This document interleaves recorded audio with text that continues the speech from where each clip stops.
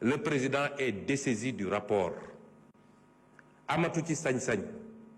amatu dootul des questions d'opportunité président mënul ne rapport bi kenn du ko exécuter foofu nag loi li mu wax le décret lu mu wax exemplaire numéro 1 président lañ koy jox exemplaire numéro 2 premier ministre lañ koy jox parce que le premier ministre assure l'exécution président mesure yi mu approuvé yëpp c'est des directives immédiatement et c'est le premier ministre qui en assure l'exécution loolu tax mu am un bureau de suivi bu nekk primature ñu affecté fa un Niger moom mooy assurer le suivi de l'exécution l'article 16 du décret dit que l'article 15 du moins que c'est le premier ministre qui saisit les ministres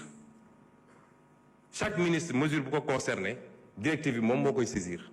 c'est le premier ministre qui saisit la Cour des comptes pour les mesures yi ne dañu ne ñu yóbbu chambre de discipline budgétaire loolu compétence su premier ministre la président mënu ko ne doo ko def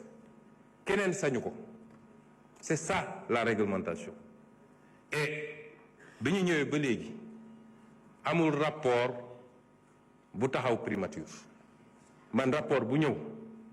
bu dee luy dem justice ma saisir ministre de la justice bu dee luy dem ci ministère yi ma jox leen bu dee luy dem Cour des comptes ma jox ko sama propre rakk bu ma bokkal ndey ak baay bu ko rapport épinglé ma transféré aw ma ci sikki sàkk rapport yu bëri ñëw na bi ñu toogee léegi les certificats nominatifs d'obligation nga xam ne bokk na ci rapport Cour des comptes ñëw na la CDC ñëw na le FERA ñëw na le fonds de développement routier dañ ko FDTT ñëw na mais yépp transmettre nañ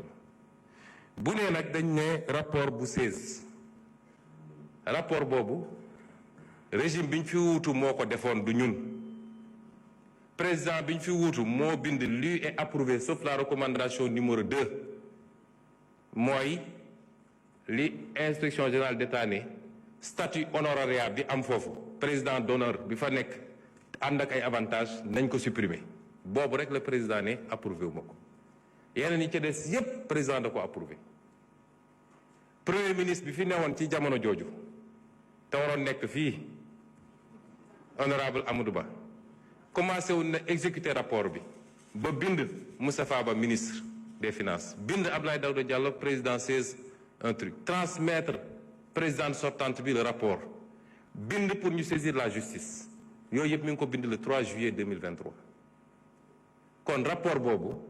du lu ñuy laam-laamee ndax dina dem wala du dem man nag continuité de l'état laa xam moo tax bi ma ñëwee la ma ca war a def naa ko li war a dem ci justice joxe naa ko